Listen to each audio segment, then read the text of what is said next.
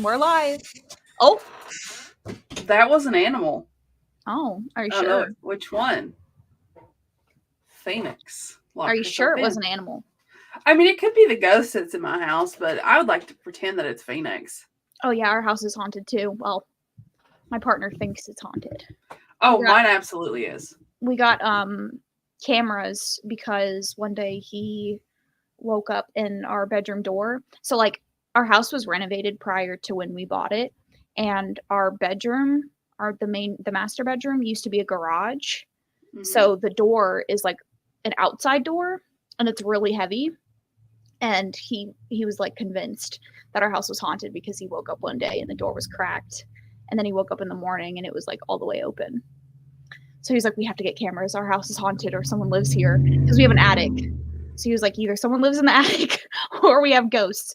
And so we got cameras, and every once in a while I'd get a notification that the motion activated thing has come on. And then I pull it up and there's nothing there. I'm like, okay.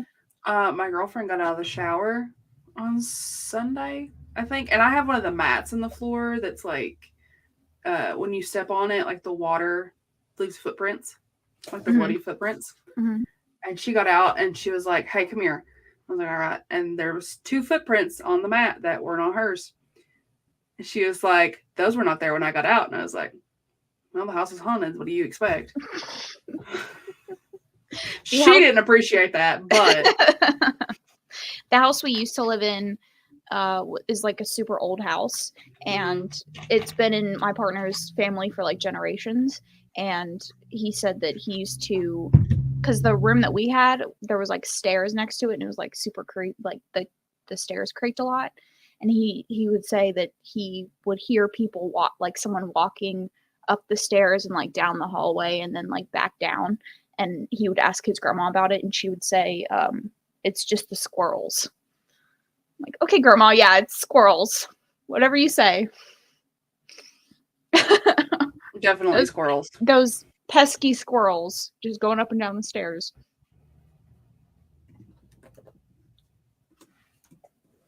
I'm sharing this in my Discord. Hold on.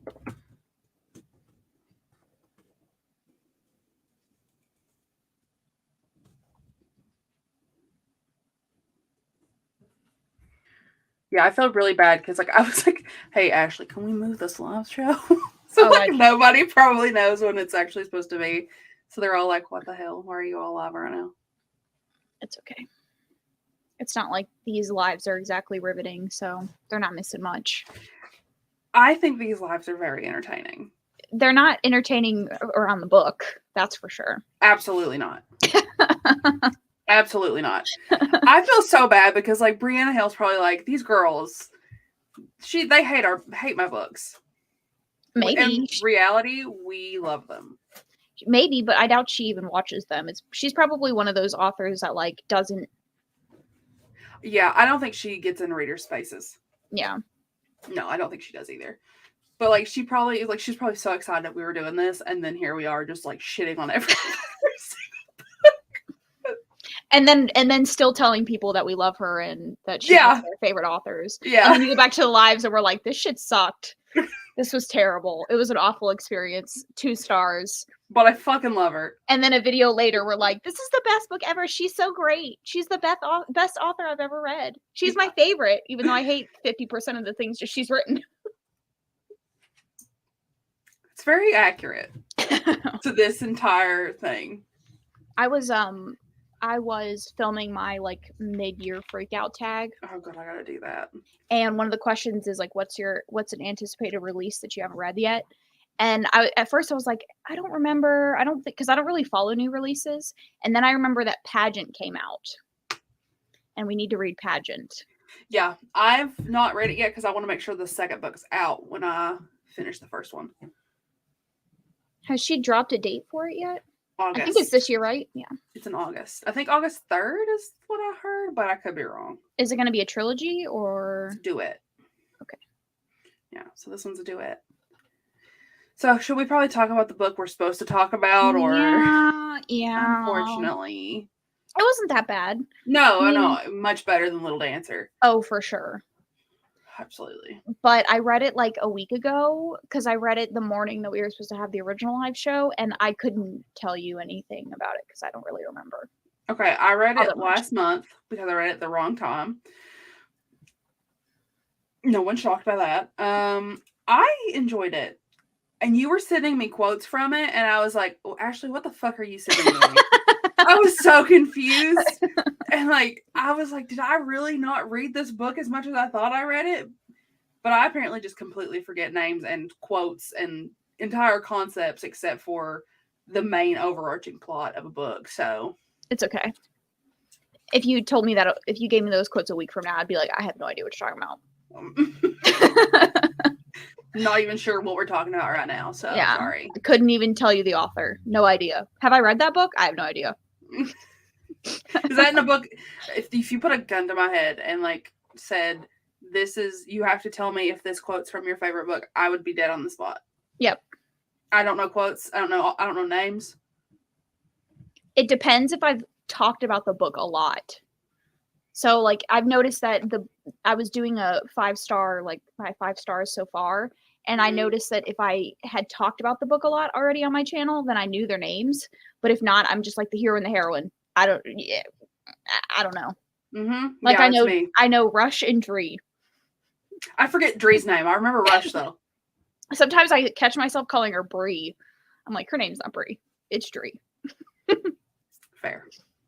Yeah. But most of the time I don't remember names. And then I go to do my wrap up and I'm like, should I go into the Goodreads and try to find their name? But then I never do. No, it's too much effort. You know who I'm talking about it. Yeah, it's the two people that fall in love. Right. But yeah, I mean, I thought it was good. It was an improvement over Little Dancer. Absolutely. I mean, I don't really remember the like relationship being that different. I felt like they were both more caretaking. Yeah. But I thought the plot was more interesting. Definitely.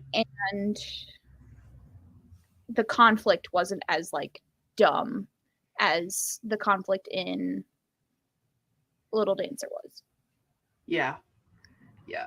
So for me, I think that I just really enjoyed the bodyguard trope. I really haven't read that before, so I really enjoyed the bodyguard trope. I enjoyed that she was like a mega brat. Like, I keep knocking my computer, but like she was like really, really bratty.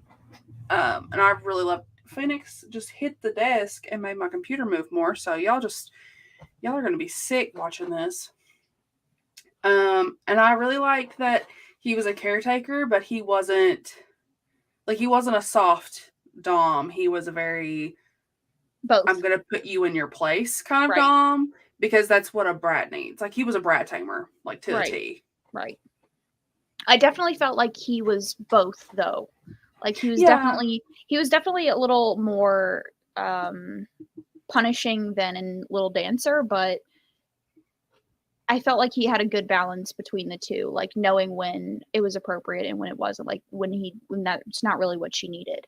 Yeah. And I also appreciated that she was like, I want to be better. I don't want to be a brat anymore. And then she still had to like work through that. Like she still had those tendencies and she still like reverted back to that. And it wasn't just immediately gone. Cured. Yeah.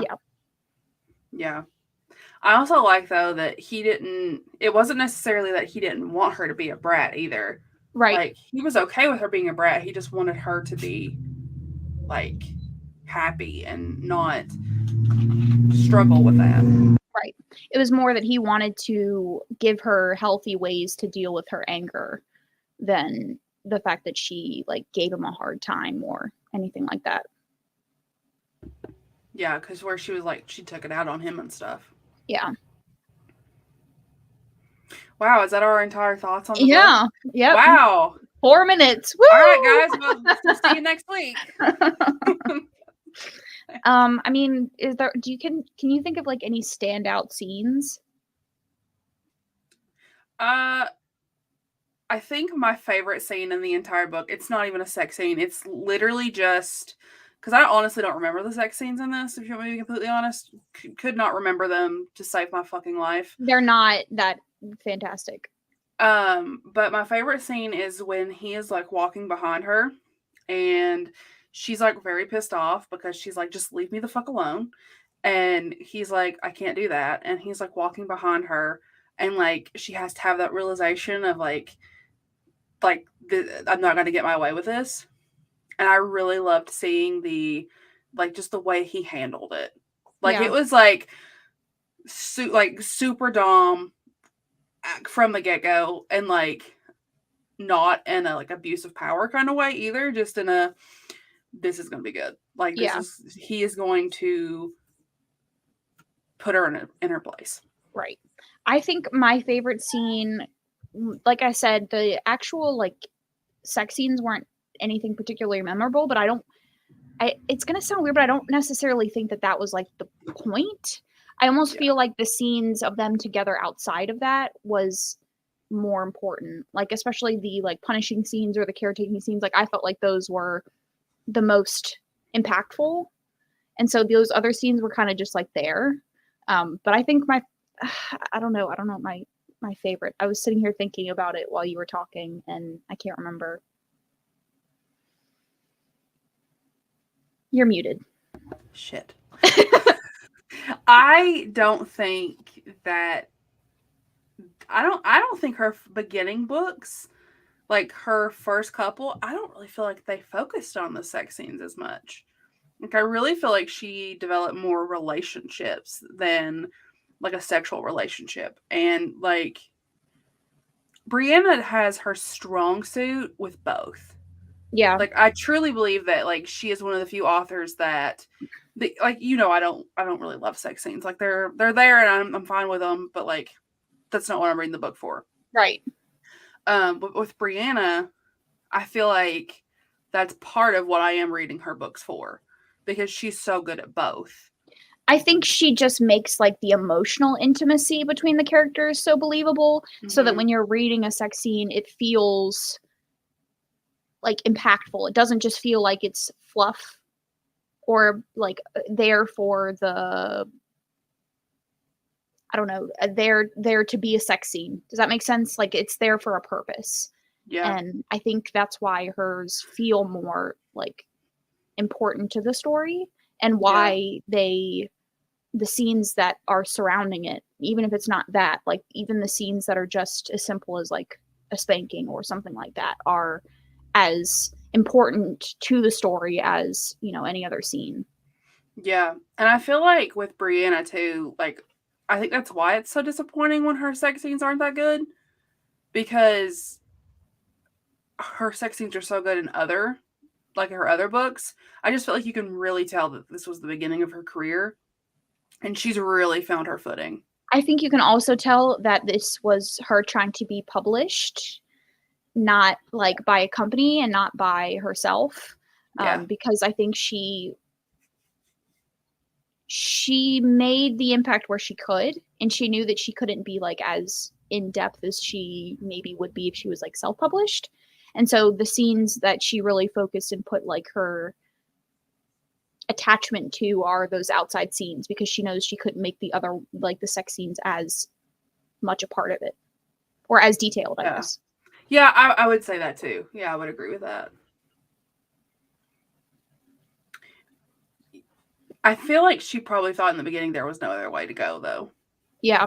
Because it wasn't until Midnight Hunter that she started doing self-publishing. We pretend that book does not exist, though. It's okay.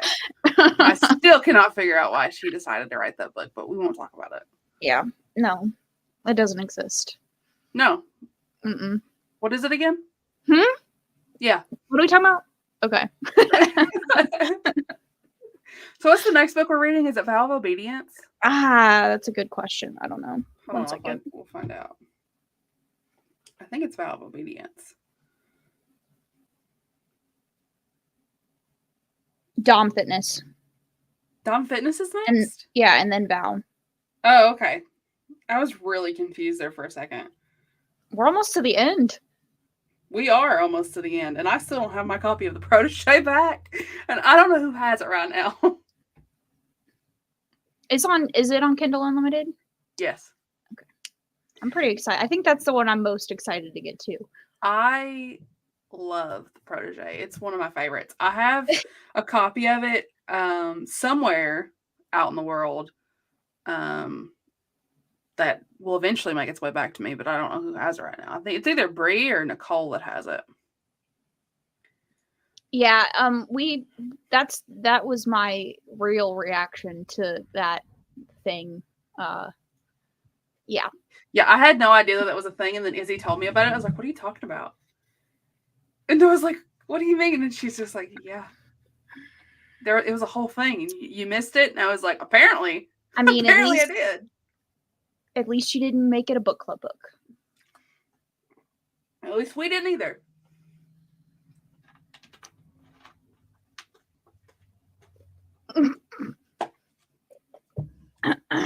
There was a reason we skipped it. So yes, there's a yes. And you know what they say? It do be like that sometimes. It do. It do be. Hopefully, we'll actually have things to say about Dom Fitness because it's 3 books. 2. It's 2 books? There's just 2 of them. It's Dom Fitness and Gym Bunny. Oh, and they're both 100 pages, so it'll basically be the same amount as one of these. So we're going to have, like, again, 9 minutes of things to say. Well, the good thing about Dom Fitness is I feel like both of those stories are very unique, and there's a lot to unpack with Gym Bunny. So like just some forewarning for anybody that's going to read with us. Gym Bunny does deal with, oh, that's Phoenix. It does deal with, the live show is the second Friday of July, so it is July 8th.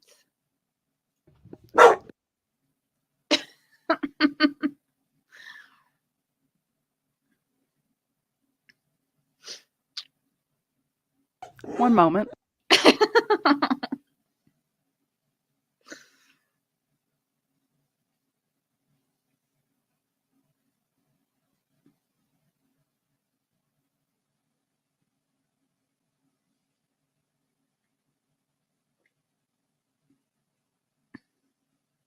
She's still barking, so what were you saying, Gym Bunny? It deals with an abusive relationship. So our heroine has been in an abusive relationship that the person disguised as BDSM. Oh, I think I've heard about it. Yeah.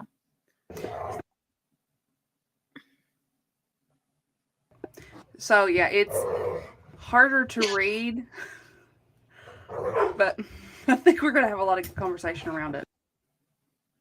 She has an element of that in Rush, doesn't she? With Dree and what's his name? No, it's not in Rush. What book is it in? Control Freak? No, Ringmaster. No, a Ringmaster. She has an abusive dad. She had an abusive partner. Is it in another one, or am I thinking of a totally different author? I feel like she's written a heroine recently that had that. I can't remember. Hold on.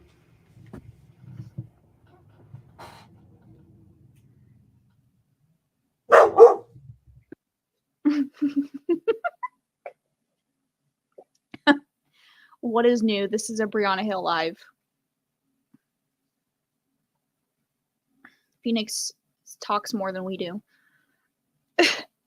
You're muted still. Ringmaster had an abusive dad, and Control Freak dealt with eating disorder. I thought Rush, the rival, they weren't together. Like, it wasn't a relationship. She was just, I think technically she was sexually assaulted. Was she sexually assaulted, or was it just like he didn't like what she did and he like made it really hard for her to get a job within that industry? I think she was assaulted, but I feel like there was a book where the heroine was in a relationship that was abusive. but he acted like it was BDSM. Am I just pulling this out of my butt?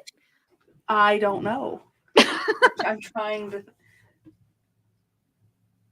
I'm sure there is. I have no idea though. This is the only one I've read. Okay. Maybe I'm wrong. Maybe it's a different author. It might be a different author because I don't think Brianna. I don't remember another time Brianna's wrote that. Okay.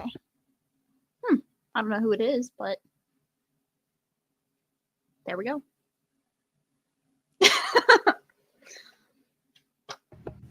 I'm still trying to get over you saying we didn't pick it for a book club book. Oh, we did not. I'm very, very, very proud of us. We did the bare minimum. We did, in fact, do the bare minimum.